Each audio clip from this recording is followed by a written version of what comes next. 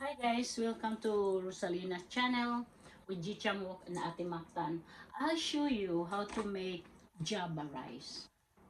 I have jasmine rice and mixed it with turmeric. turmeric. Then you're gonna slice this in small pieces. The green, red, and yellow pepper bell and also onion. And then you dry heat in the pan on the stove, which I have here.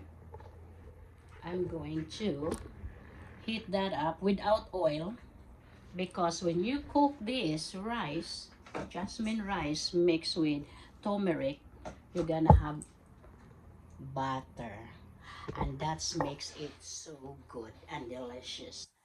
So I have 3 cups, actually 4 cups, because I'm going to cook this in the stove tomorrow, right before I go to work. It's my staff's birthday tomorrow, my right hand. So this one mixed with turmeric. Turmeric is 4 tablespoons. Alright, I'll show you later. Let me chop this in a small pieces. Ayan. So now I'm going to make Java rice. Green pepper, red pepper, and yellow pepper. Saute it. Well, not saute. I don't need to saute. It's just heated the pan. Heat up the pan.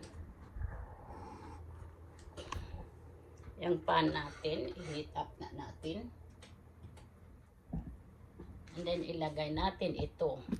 After that, i-mix natin yung rice natin. The rice with turmeric. Sarap corn beef gisa. Oo. Pero ako lang kasi mag-isa magluto dito siya eh. Alam mo siya, nag-video ako siya. Nag-video ako para may upload ako. Gumawa ako ng Java rice. And then nag-marinate ako dry rubs na na spare ribs. Kasi birthday na right hand ko bukas, yung kung wala ako, siya ang asikaso sa opisina, sa mga paperwork sa office. Ayan. I put. Walang ito. There's no oil. Just to have a dry, colorful papers.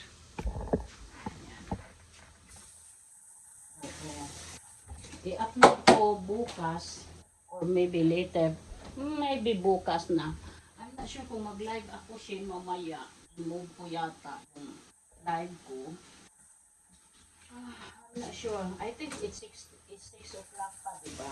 So, we will see. I can change my mind, But right now, nag-silence. Mayroon bang silence? Hindi pa na, yung silence. Yung silence natin, palaging may nagsasalita. Yan. So, this for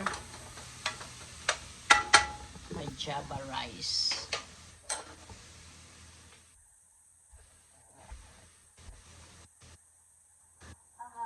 Kakaibang silent mom. Yes, nga Shin eh.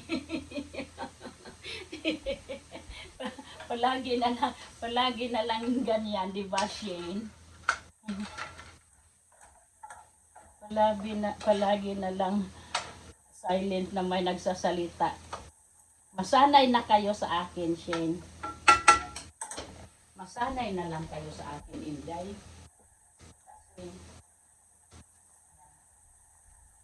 Lagyan ko ng onion also.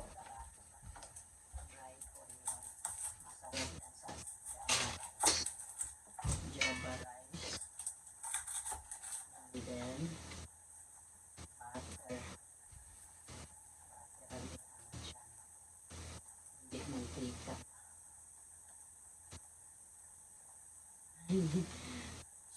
nanalo ka, Shane.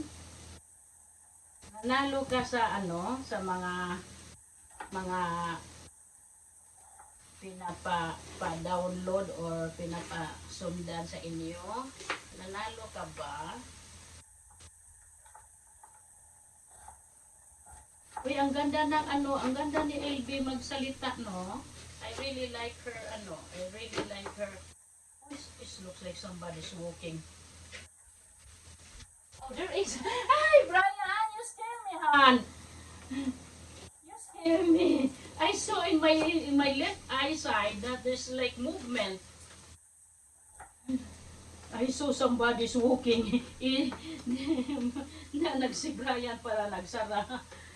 So, so ang ganda ni ang ganda magsalita ni ano. Ayan, nag-drive na yung ano. Ayan, onion yun guys, onion. Onion. So, dry yung onion natin. Ay, wala itong ano, wala itong oil. Parang gisugba lang yan natin ito kasi i-mix natin ito sa ating marinated jasmine rice mixed with turmeric. Oh, it smells so good. Oh, the onion makes it different in the smell. Wow. So I have to turn the fan on because it started to like smoking in here.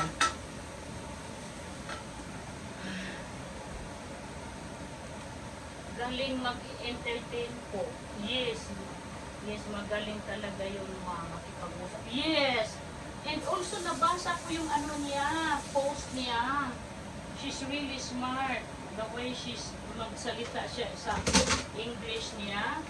She's really, really, really smart. I really, ano sa kanya, napahanga ba yung tawag niyan? Yan, napahanga ako sa kanya. I really like that.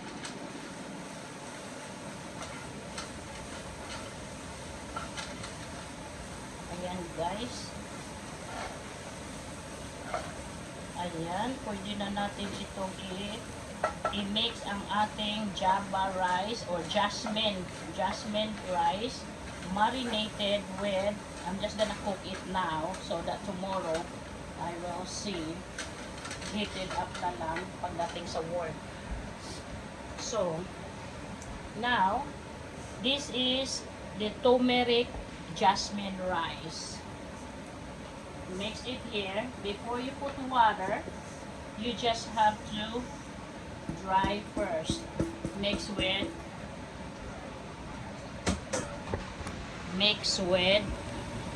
all that onion,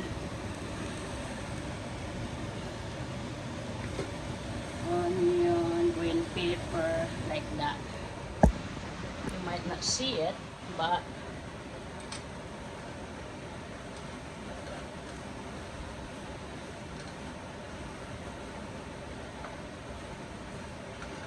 so my butter is salted butter.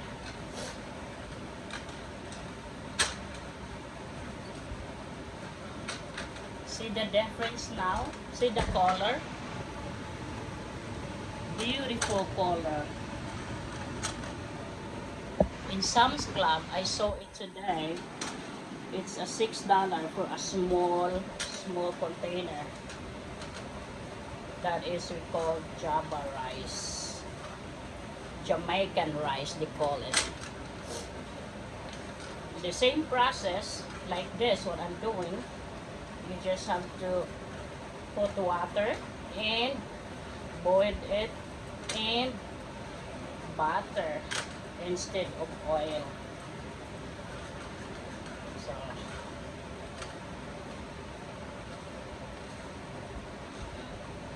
that makes it delicious because before you put water in your rice, you kinda warm the rice first. Like that. It's just like arroz caldo or arroz in in Italian. So now I'm going to put butter and you will see how it's look like.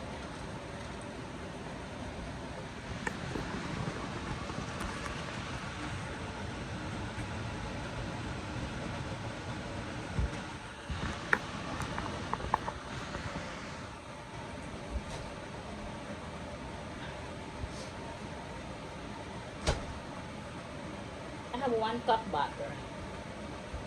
8 tablespoons equals to 1 cup or half cup.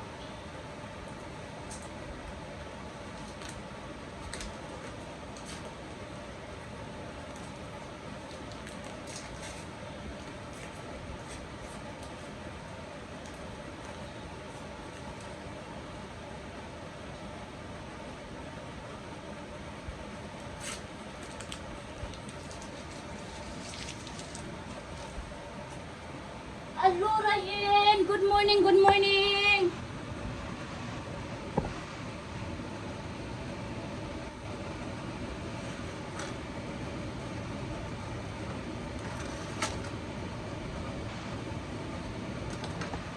Good morning, hello, Ryan!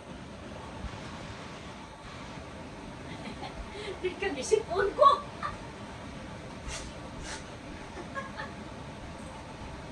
Bisipon ko!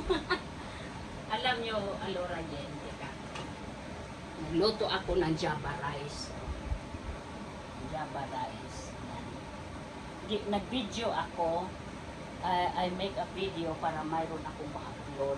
Yan. Butter pa muna yan. Yan. Butter.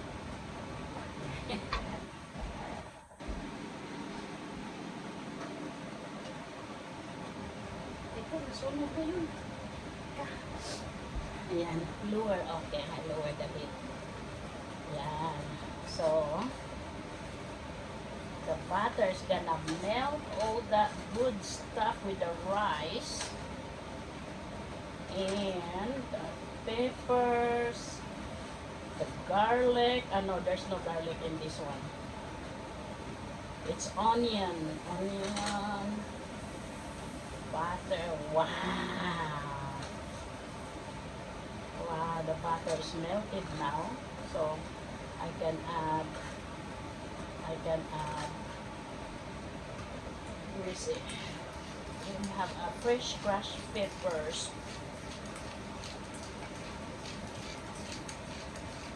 And another bit of salt. A pinch of salt. Then water. Natakot ako ba? Sabi ko, wala, parang may gumalaw. Si Brian ay nanira. Nagsara ng ano.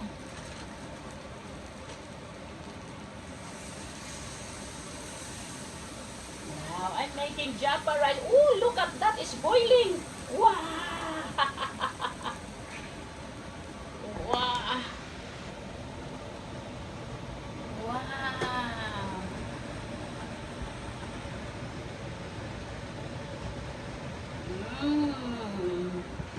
Hold on guys.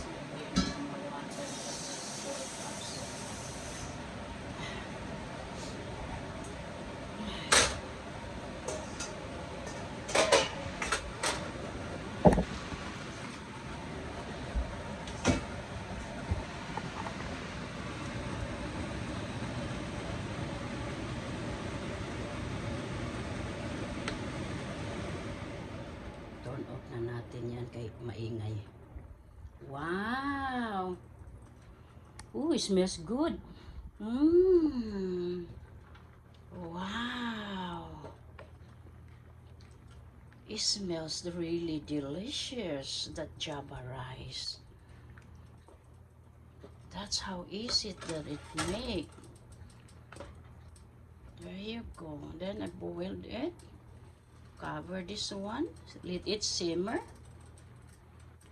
until the rice cook.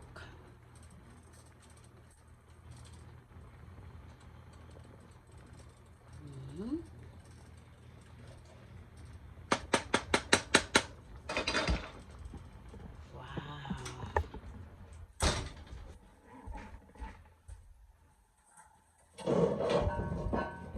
ko muna itong ano. And I'll show you when it's done. So, ayan guys. So, it absorbed the water. Starting to absorb. But, I'm lowering the heat. So that it simmer and it cook the rice really good and dry. Alright. I show you the final result. My spare ribs already marinated dry rub, and this one is java rice. All right, I'll show you later when it's done.